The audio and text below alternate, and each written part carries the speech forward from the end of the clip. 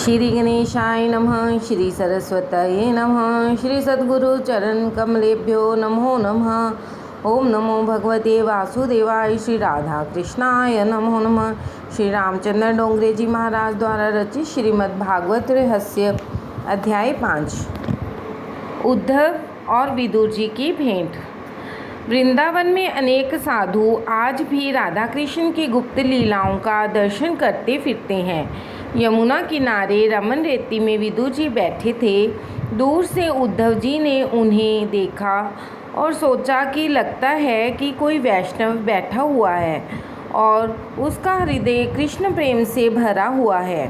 समीप जाने पर उद्धव जी ने पहचान लिया कि ये महान भगवत भक्त विदुर जी हैं और उन्होंने विदुर जी को वंदन किया। उसी समय विदुर जी ने आंखें खोली और उद्धव जी से कहा कि यह ठीक नहीं है कि आप मुझे वंदन करें।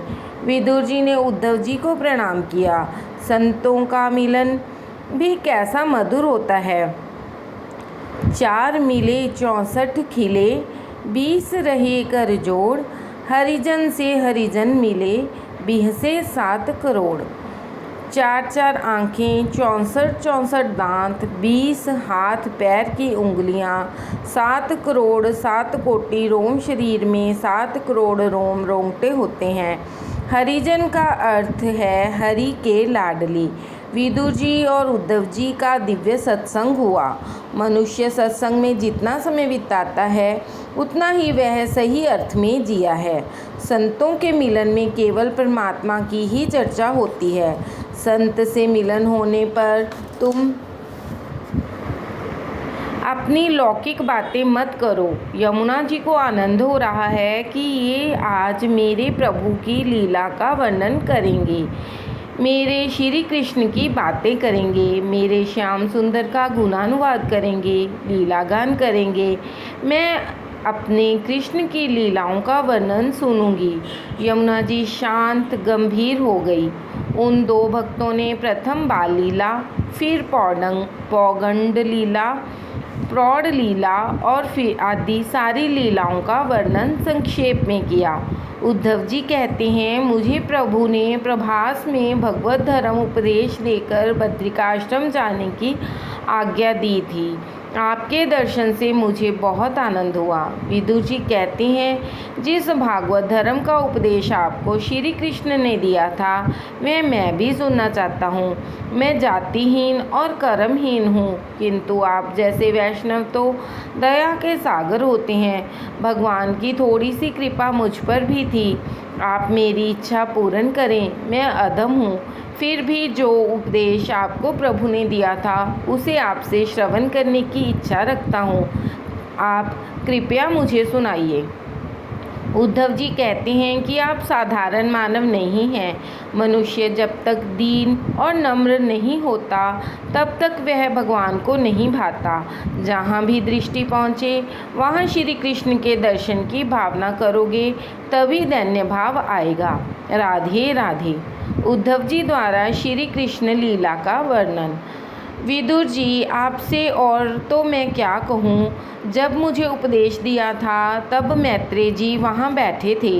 भगवान ने जब स्वधाम गमन किया उस समय उन्होंने वासुदेव, देवकी, रुक्मिणी, सत्यभामा आदि किसी को भी याद नहीं किया, किंतु आपको 3 बार याद किया। वे मुझसे कहते थे कि मुझे अपने विदुर की याद आ रही है, वह मुझे नहीं मिला। एक बार जो भाजी मैंने उसके घर खाई थी उसका स्वाद मैं अभी तक नहीं भूल पाया। वह भाजी मुझे आज भी याद आती है। भगवान जिसको अपना कहें और अपना माने उसका बेड़ा पार ही है। साधारण व्यवहार में कोई किसी से नहीं कहता कि तू मेरा है। जीव मंदिर में जाकर भगवान से कहता है कि मैं तेरा हूँ और घर लौटकर अपनी पत्नी से कहता है कि मैं तेरा हूँ। भगवान में जो भगवान का था वह घर आने पर किसी और का हो गया। इसलिए भगवान न प्रसन्न होते हैं और न तो कहते हैं कि तू मेरा है। मंदिर में जो भगवान का था वह घर लौटने पर यह भी भूल गया कि वह किसका है। भगवान को वैसे तो कई मनुष्य कहते हैं कि हम आपके हैं, किंतु ऐसा कोई नहीं कहता कि मैं केवल आपका ही हूँ और अन्य किसी का नहीं हूँ। कृष्ण त्वास्मि न चास्मि परस्य। जगत में जब तक मनुष्य किसी अन्य का है तब तक वह भगवान का नहीं हो सकता।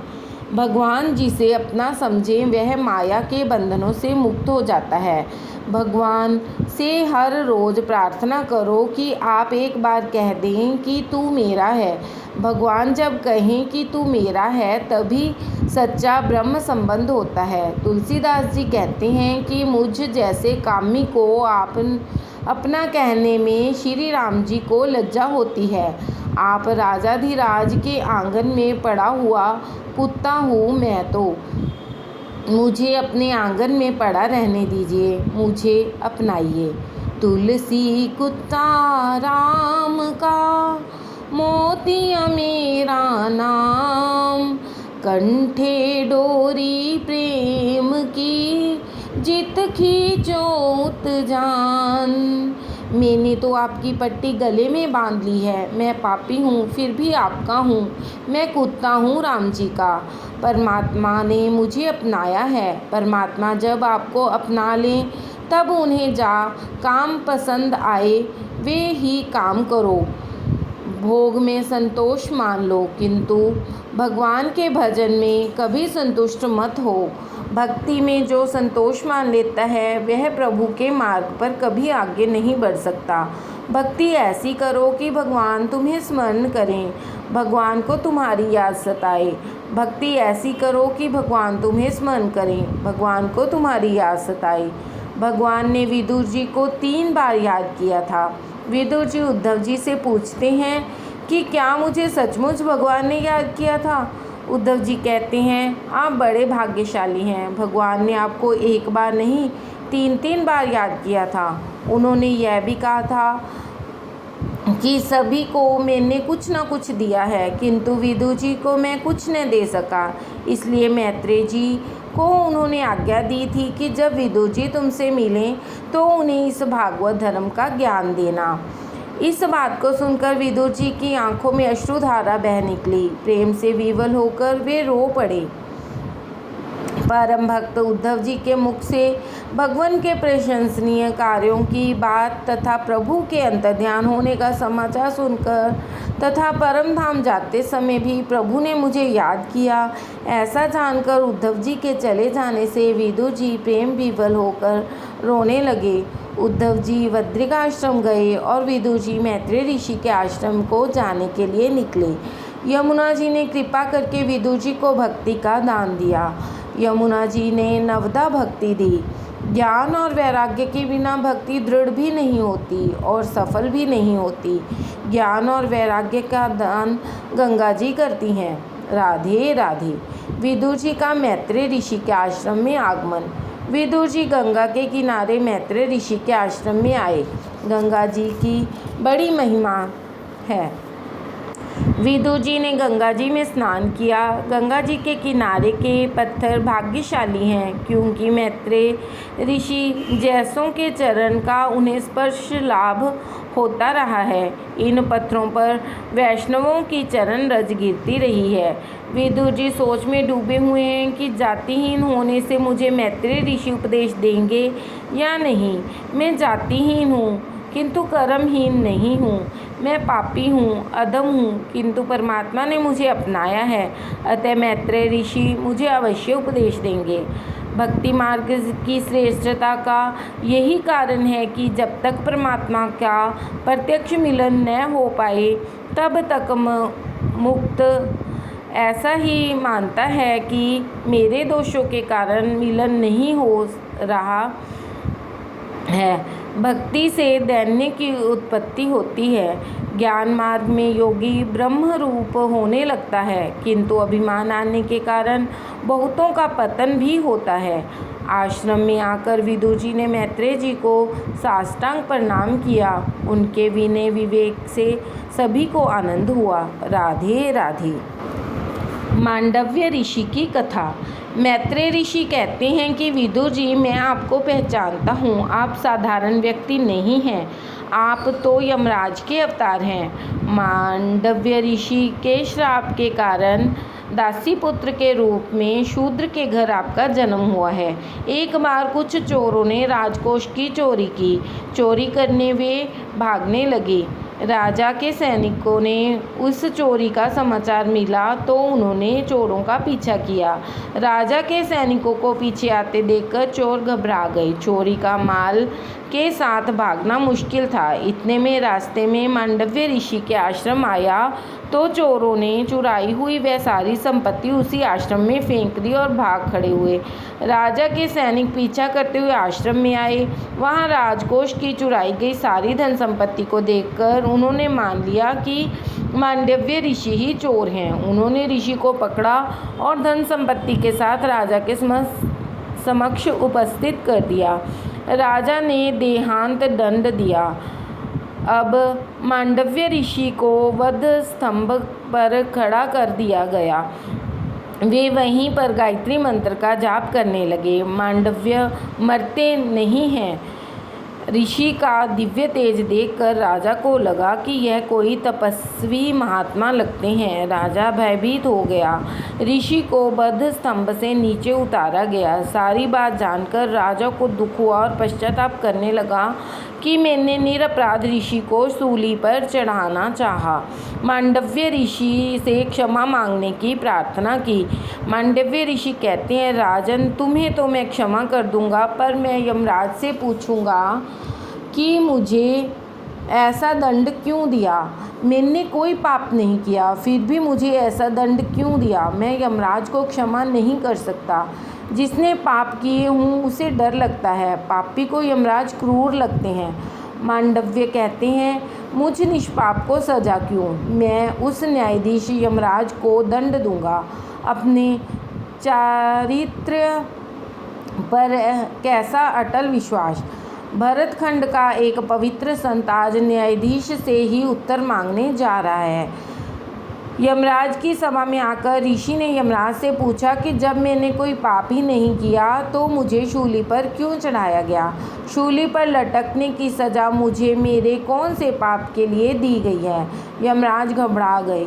उन्होंने सोचा कि यदि मैं कहूँगा कि भूल हो गई तो मुनि मुझे श्राप दे देंगे। अतः उन्होंने ऋषि से कहा कि जब आप 3 बरस के थे तब आपने एक तितली को कांटा चुभोया था। उसी पाप की यह सज़ा दी गई है। जाने या अनजाने में जो भी पाप किया जाए उसका दंड भुगतना ही पड़ता है। भगवान पाप को नहीं स्वीकारते।